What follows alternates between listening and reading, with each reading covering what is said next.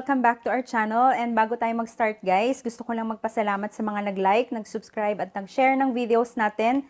Thank you so much. And sa mga hindi pa po nakakapag-subscribe, please do subscribe and click the notification button so you will be updated once we have new videos. So today guys, simpleng-simple lang yung gagawin natin. Gagawa tayo ng spring rolls using shrimp. So we call it shrimp spring rolls or shrimp lumpia. Start na natin. So, ito yung mga kailangan natin guys. Unang-una itong cucumber pickles. Yan, nahati na natin siya ng pahaba. Then, we have also red bell pepper. We also have ginger. Pahaba din yung cut niya. Yan. And our main ingredient, our shrimp. Huwag nyo yung tatanggalin guys yung buntot niya ha. Bali yung ulo lang. Tapos, i-spread mo lang siya ng pahaba. Ayan. So, yan yung ating bida. And then, we do also have, or we will be needing red chili crushed. And then, our pepper, our salt, and little bit of sugar.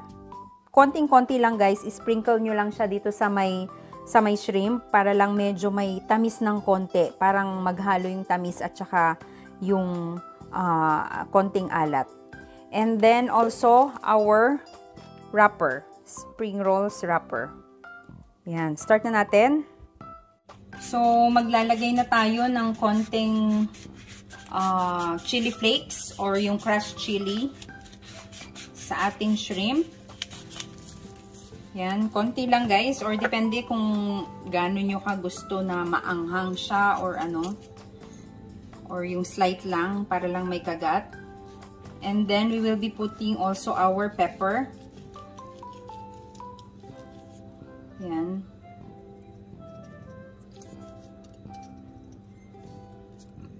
Mas maraming pepper, mas masarap.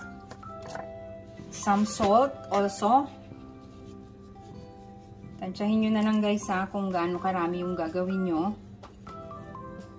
So, salt din siya, lagyan natin.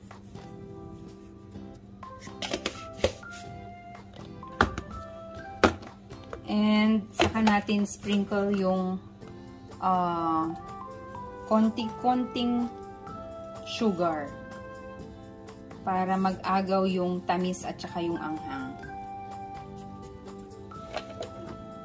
Yan. So, yan na siya guys.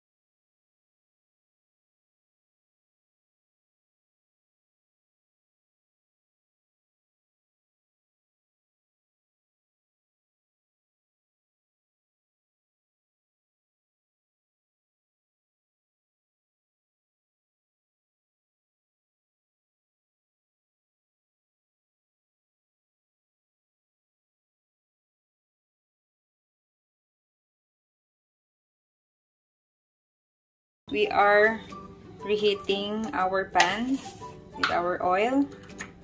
Yan. Yung tamang lubog siya guys ha, para hindi masunog agad. Okay natin.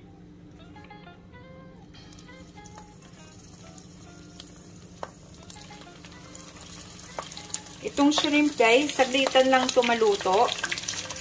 Kaya, hinaan nyo lang yung ano niya, ang kanyang apoy.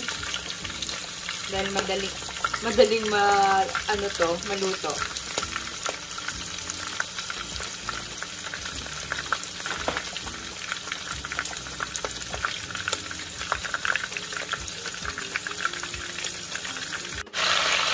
Pagka golden brown na yung wrapper niya guys, pwede nyo na siyang hanguin. Yan. Kasi yung shrimp naman natin, madali lang yan siya maluto. So, pag golden brown na yung wrapper, alisin nyo na siya. And this one guys, pag mura ang shrimp, masarap siyang gawin. But sa Pilipinas, alam ko medyo mahal yung mga jumbo shrimp. Kaya, pag sa mga family lang, yan, pwede tayong gumawa ng ganito. Pero pag malaking handaan, parang medyo pricey. Ito na yung ating shrimp spring rolls. Yan. And, titikman na natin siya guys. So, yan na nga guys. Napakadali lang niyang gawin.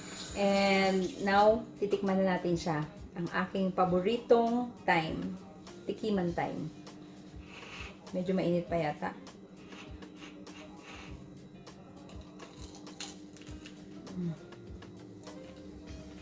Ang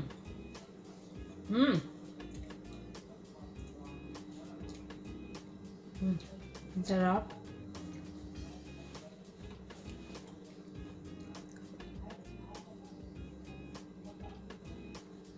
Nag-aagaw yung anghang at saka konting tamis lang niya. Try nyo to guys. Hindi kayo magsisi. Kahit na medyo mahal ang shrimp, i-try nyo siya.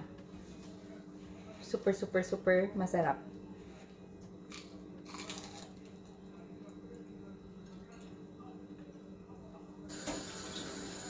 So guys, yun na nga yung ating shrimp spring rolls or shrimp lumpia. And I hope guys you will try this recipe kasi talaga namang sobrang sarap na naman niya. And nagustuhan din siya ni Daddy Moody. So sana matry nyo to and we'll see you again on our next recipe. Keep safe and God bless guys.